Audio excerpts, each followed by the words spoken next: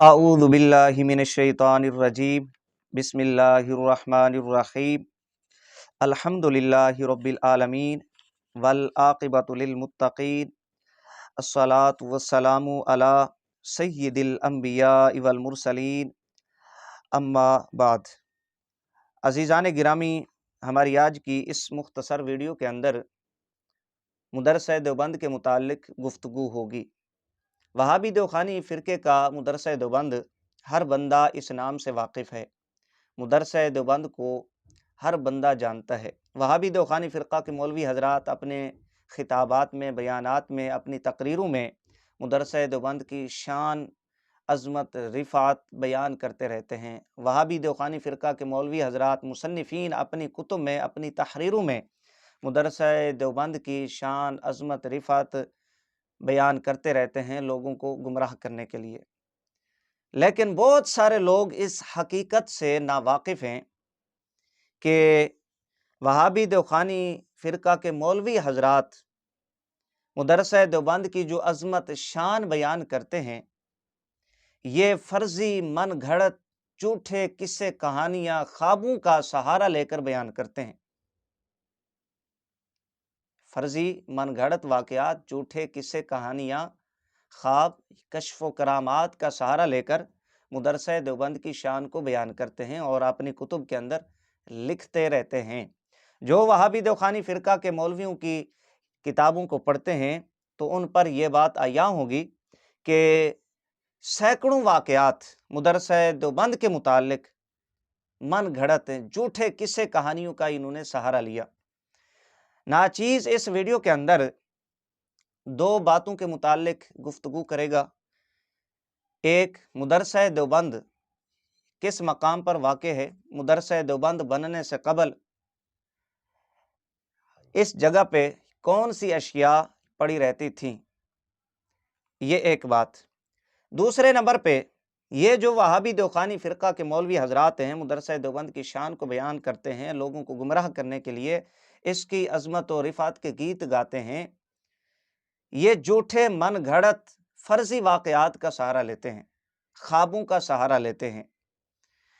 یہ دو باتوں کے متعلق گفتگو ہوگی۔ یاد رہے یہ پارٹ 1 ہے، اور پارٹ 2 کے اندر انشاءاللہ العزیز مدرسہ دیوبند سے جو منسلک چیزیں ہیں، جس طرح مدرسہ دیوبند میں ایک کنواں ہے، اور مدرسہ دیوبند میں ایک چھپر ہوتا تھا، اور مدرسہ دیوبند میں جو پڑھنے والے طلباء حضرات ہیں، ان کے متعلق کس طرح وہابی دیوخانی فرقہ کے مولویوں نے من گھڑت واقعات کا سہارا لیا، فرضی واقعات، جھوٹے قصے، کہانیاں، خوابوں کا سہارا لیا، بنا کر لوگوں کے سامنے پیش کیا، اس کی عظمت، رفعت، شان بیان کرنے کے لیے، تاکہ لوگوں کے دلوں پہ، لوگوں کے اذہان پہ مدرسہ دیوبند کی عظمت کا سکہ بیٹھ جائے۔ انشاءاللہ یہ پارٹ 2 کے اندر بیان ہوگا۔ عزیزان گرامی، وجہ بھی بیان کر دوں، وہابی دیوخانی فرقہ کو بڑا شوق ہے مطالعہ بریلویت کا۔ یاد رہے یہ جاہل شخص ہے، اس کو کسی چیز کا پتہ نہیں ہوتا۔ اس کی 5-6 ویڈیوز اس کے چینل پہ اپلوڈ ہوئی ہیں، جو اس نے حال ہی میں دورہ کروایا ہے، اس کے اندر اس نے جو کھچے ماری ہیں، یہ میں ابتدا میں بتا دوں کہ اللہ کے فضل و کرم سے ناچیز وہابی دیوخانی نجیب صاحب کے زیادہ تر اعتراضات کا جواب اپنی مختلف ویڈیوز میں دے چکا ہے۔ انشاءاللہ العزیز ہم نجیب دیوخانی صاحب کی ان ویڈیوز کا بھی منہ توڑ جواب دیں گے جو حال ہی میں اس نے وہی پرانی باتیں دہرائی ہیں۔ اور بتانے کا مقصد یہ ہے کہ وہابی دیوخانی فرقہ کیا ہے، اور مدرسہ دیوبند کیا ہے، اور ان کے اکابرین کیا تھے۔ انشاءاللہ العزیز ہم ان تمام حقائق سے پردہ اٹھائیں گے اور ان تمام پہلوؤں پر گفتگو کریں گے۔ اب نجیب دیوخانی صاحب کو میں کہوں گا کہ یہ چیخیں گے نہیں۔ میں بہت ساری باتوں سے ابھی پردہ نہیں اٹھا رہا تھا اور ان کا بیان نہیں کر رہا تھا۔ ظاہر ہے ہم انتشار والے لوگ نہیں ہیں، ہم انتشار پھیلانا پسند نہیں کرتے۔ بار بار اب نجیب دیوخانی صاحب کو دیکھ لیں، یہ عرصہ 20-25 سال سے سنی علماء کے خلاف اپنی زبان درازی کر رہا ہے، بکواسیں کر رہا ہے، اعتراضات، بہتان بازی کر رہا ہے۔ تو اب ظاہر ہے ہم اپنا دفاع کر سکتے ہیں اور ان کو آئینہ دکھلا سکتے ہیں کہ جناب آپ کے اکابر ایسے تھے، آپ کا مدرسہ دیوبند ایسا تھا، یہ ہمارا حق ہے۔ عزیزان گرامی، جن دو باتوں کی طرف ناچیز نے آپ حضرات کی توجہ مبذول کرانی ہے، جن دو باتوں کے متعلق گفتگو کرنی ہے فقیر نے، ایک بات یہ ہے کہ مدرسہ دیوبند بننے سے قبل اس جگہ پر کون سی اشیاء پڑی رہتی تھیں۔ یاد رکھیں، ابتدا میں بیان کر دوں، ناچیز کے پاس اللہ کے فضل و کرم سے ان کی کتابیں موجود ہیں اور ان کے جو حوالہ جات ہیں وہ موجود ہوتے ہیں۔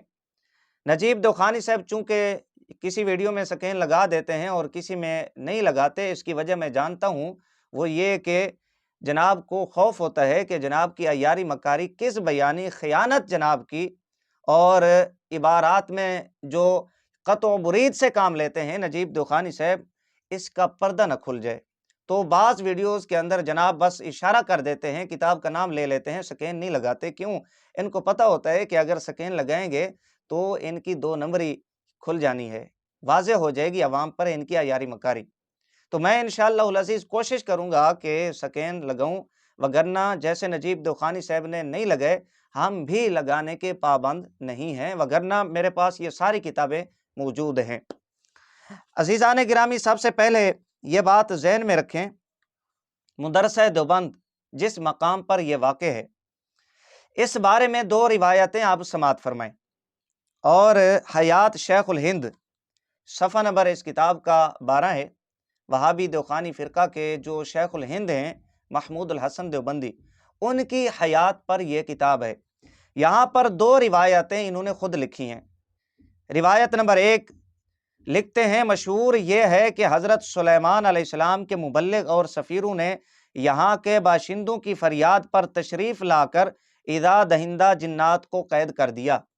یہ اب دیوبند کے متعلق ایک روایت نقل کر رہے ہیں وہابی دوخانی فرقہ کے مولوی حضرات، جس جگہ پر دیوبند واقع ہے، کہ حضرت سلیمان علیہ السلام کے مبلغ اور سفیر دیوبند کے جو باشندے ہیں، ان کی فریاد پر وہ تشریف لائے اور ایذا دینے والے جتنے جنات تھے دیوبند میں رہنے والے، ان کو قید کیا۔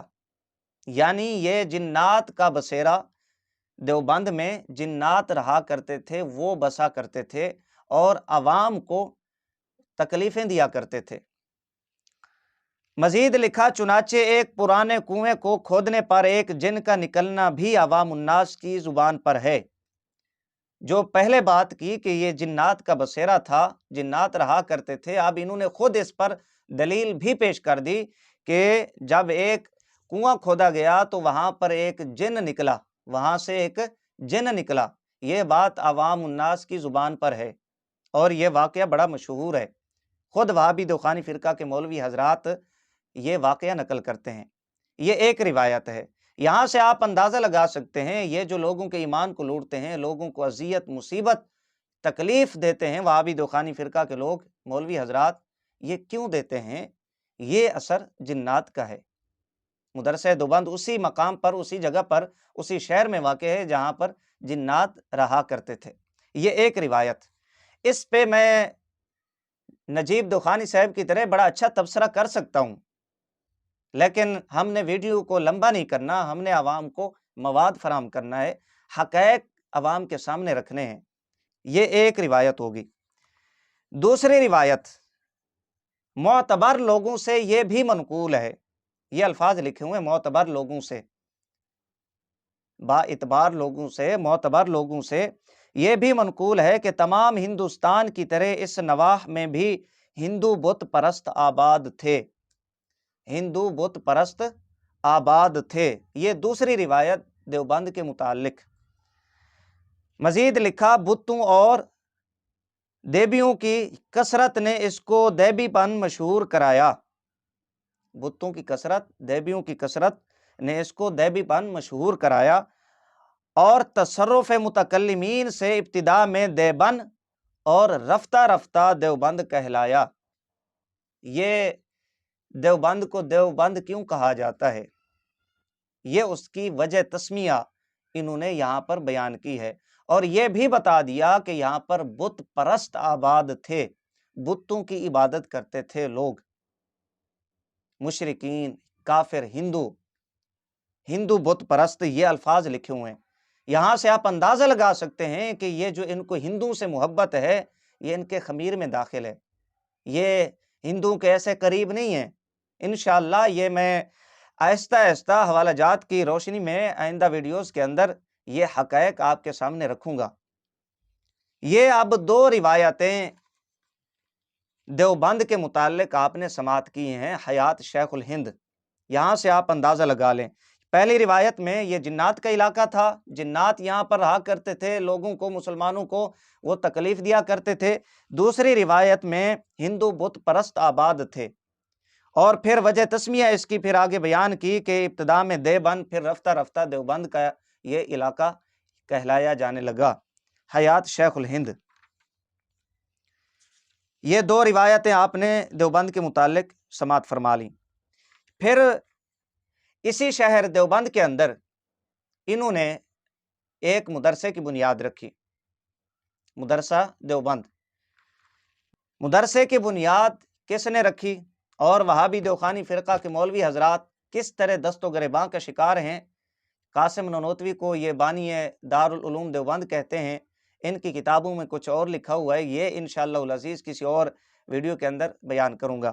یہاں پر چونکہ ناچیز نے آپ سے وعدہ کیا ہے کہ ایک تو دیوبند شہر کے متعلق مختصر گفتگو ہوگی، اور دوسرا دیوبند مدرسہ کے متعلق جو ان کے خواب ان کی کتب میں لکھے ہوئے ہیں، من گھڑت واقعات کا سہارا لیا، وہ بیان ہوگا۔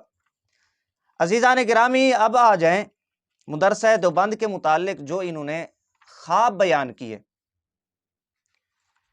یاد رکھیں، مدرسہ دیوبند کی عظمت شان کو اجاگر کرنے کے لیے، لوگوں کے دلوں پہ، اذہان پہ دیوبند مدرسہ کی عظمت بٹھانے کے لیے انہوں نے بہت ساری کتابیں من گھڑت واقعات، خوابوں کا سہارا لے کر لکھی ہیں، جن میں سے کچھ کے میں نام لے لیتا ہوں۔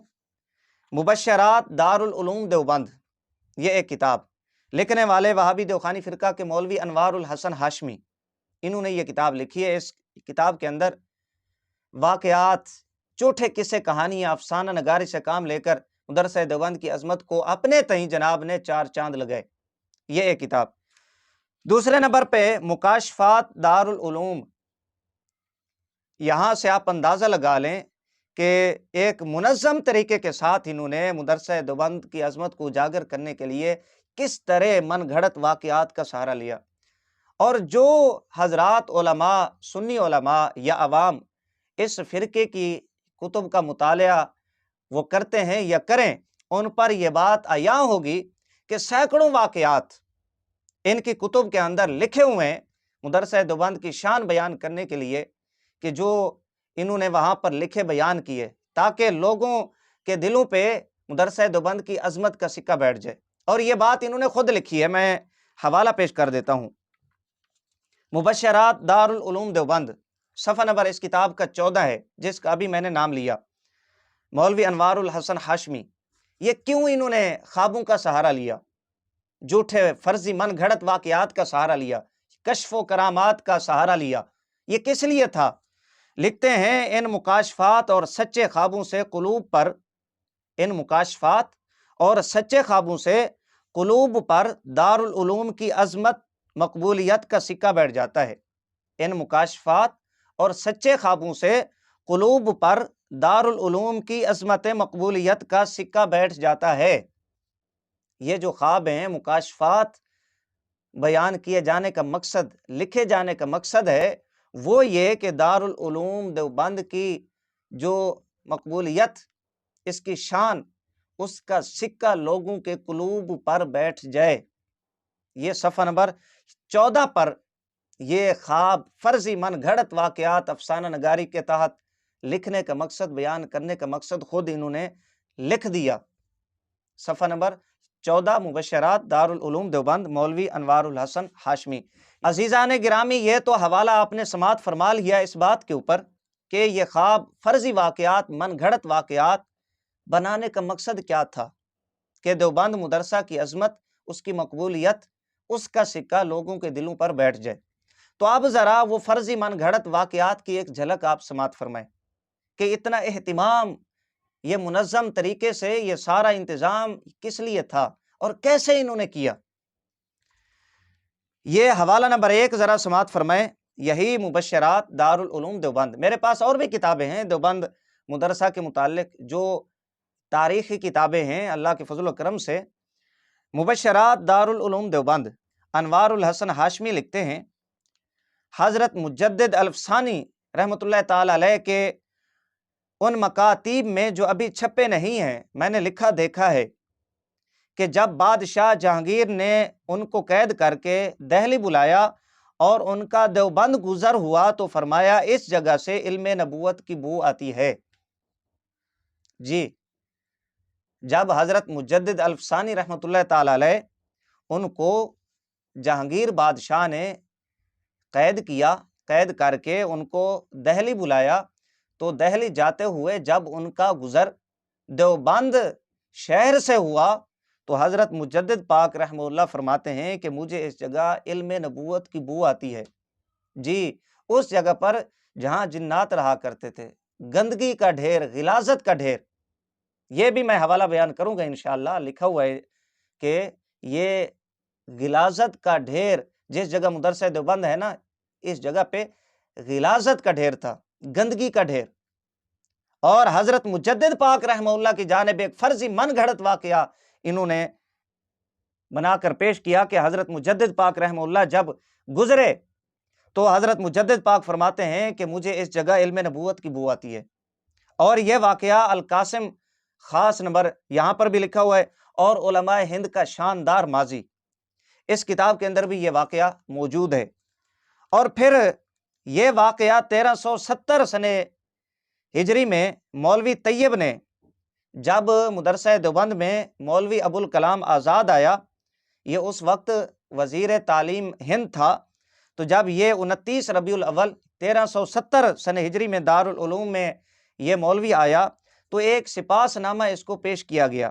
وہاں پر لکھتے ہیں کہ یہ دارالعلوم جو اپنی ابتدا میں ایک ضعیف کومپل تھا اور آج ایک تناور درخت ہے، در حقیقت حضرت سید احمد صاحب قدس سرہ کے اس مکاشفہ کی تصدیق تھا کہ مجھے یہاں سے علم نبوت کی بو آ رہی ہے، جبکہ وہ جہاد پنجاب پر جاتے ہوئے دیوبند کے اس مقام سے گزرے ہیں جہاں دارالعلوم کی عمارت کھڑی ہے۔ یہ اب پہلا واقعہ حضرت مجدد پاک رحمہ اللہ، اور دوسرا واقعہ قاری طیب نے یہ پیش کیا مولوی ابو الکلام آزاد کے سامنے سپاس نامہ لکھتے ہوئے، پیش کرتے ہوئے کہ سید احمد صاحب جو اسماعیل دہلوی کے پیر تھے، جب وہ جہاد پہ جانے لگے سکھوں کے خلاف تو دیوبند سے ان کا گزر ہوا، تو وہ کہتے ہیں کہ مجھے اس مقام سے، اس جگہ سے علم نبوت کی بو آتی ہے۔ اب اندازہ لگائیں کہ کس طرح انہوں نے یہ ایک منصوبہ بنایا مدرسہ دیوبند کی عظمت شان کو بیان کرنے کے لیے، تاکہ لوگ یہ سمجھیں کہ یہ مدرسہ بھی اسی طرز کا ہے کہ جس میں اکابرین امت لوگوں کو تعلیم دیا کرتے تھے، علم کے بھوکے وہ اپنی پیاس بجھایا کرتے تھے، جس میں قال اللہ اور قال الرسول کی صدائیں بلند ہوتی تھیں، خالصتاً اللہ کی رضا اور دین اسلام کے لیے کام ہوا کرتے تھے۔ لوگ یہ بات سمجھیں، حالانکہ حقیقت ایسی نہیں ہے۔ جن مدرسوں میں اللہ اور اس کے رسول صلی اللہ علیہ وآلہ وسلم کی رضا کے لیے کام ہوا کرتے ہیں، وہ اس طرح کے فرضی من گھڑت واقعات کا سہارا نہیں لیتے۔ یہ اب سید احمد صاحب کے حوالہ سے انہوں نے یہ واقعہ گھڑا کہ جب وہ گزرے تو وہ کہنے لگے کہ مجھے اس جگہ سے علم نبوت کی بو آتی ہے۔ یہ اب دو واقعے، یہ دارالعلوم دیوبند اس کتاب کے اندر واقعہ موجود ہے، مکاشفات کے اندر بھی موجود ہے، اور القاسم خاص نمبر کے اندر بھی یہ واقعہ موجود ہے دارالعلوم دیوبند کے تناظر میں۔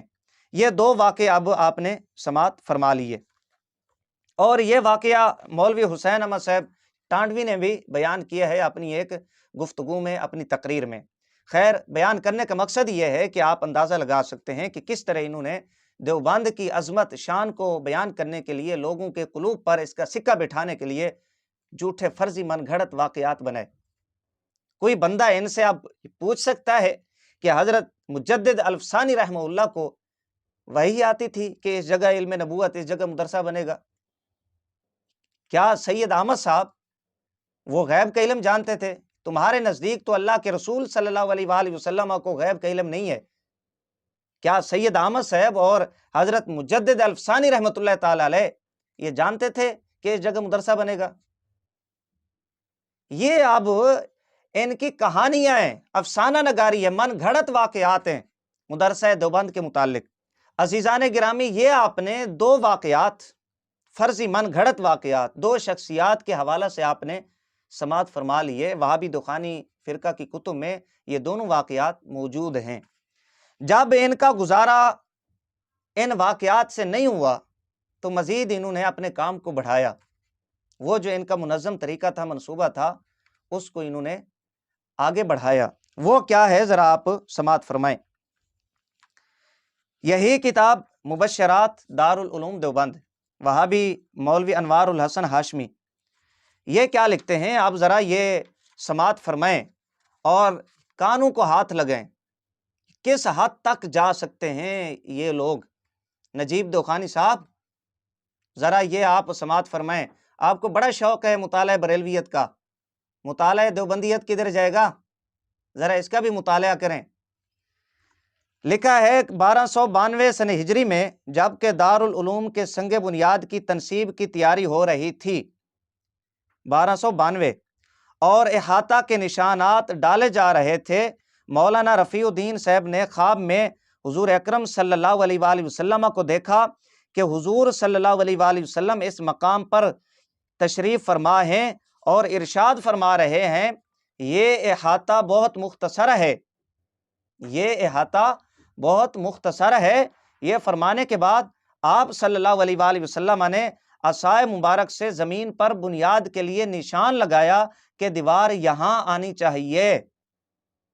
جب سید احمد صاحب اور مجدد الفسانی رحمہ اللہ کے حوالہ سے انہوں نے واقعات بنائے، فرضی من گھڑت واقعات انہوں نے بیان کیے، جب ان کا گزارا ان واقعات سے نہیں ہوا، لوگ متوجہ نہیں ہوئے، متاثر نہیں ہوئے، تو انہوں نے آپ جھوٹے خوابوں کا سہارا لینا شروع کیا۔ وہ کیا خواب ہیں پھر سنیں آپ۔ مولانا رفیع الدین نے خواب میں حضور اکرم صلی اللہ علیہ وآلہ وسلم کو دیکھا، حضور صلی اللہ علیہ وآلہ وسلم اس مقام پر تشریف فرمائے اور ارشاد فرما رہے ہیں، یہ احاطہ بہت مختصر ہے۔ یہ فرمانے کے بعد آپ صلی اللہ علیہ وآلہ وسلم نے عصائے مبارک سے زمین پر بنیاد کے لیے نشان لگایا کہ دیوار یہاں آنی چاہیے اور اس نشان پر عمارت بنائی جائے۔ صبح اٹھ کر جب دیکھا گیا تو زمین پر نشان موجود تھا۔ اس نشان پر بنیاد رکھوا کر لکھا تعمیر کا کام شروع کر دیا گیا۔ یعنی جب وہابی دخانی فرقہ کے مولوی حضرات مدرسہ دیوبند کی بنیاد رکھنے لگے تو آقا علیہ الصلوۃ والسلام اس جگہ پہ تشریف لائے، اور تشریف لا کر آقا علیہ الصلوۃ والسلام فرماتے ہیں کہ یہ احاطہ تو بہت مختصر ہے، لہٰذا دیوار یہاں پر نہیں ہونی چاہیے بلکہ وہاں پر ہونی چاہیے۔ وہابی دخانی فرقہ کے لوگ اس احاطے میں نہیں آ سکیں گے، یہ چھوٹی جگہ ہے، دیوار وہاں پر ہونی چاہیے۔ مزید کیا لکھتے ہیں کہ نبی علیہ السلام نے اپنے عصا مبارک سے خود نشان لگائے کہ دیوار یہاں ہونی چاہیے اور اس نشان پر عمارت بنائی جائے۔ کہتے ہیں یہ واقعہ خواب کا تھا، لیکن جب صبح اٹھ کر ہم نے دیکھا، آپ حیران ہو گئے اور کانوں کو ہاتھ لگائیں۔ کہتے ہیں جب صبح اٹھ کر دیکھا گیا تو زمین پر نشان موجود تھا۔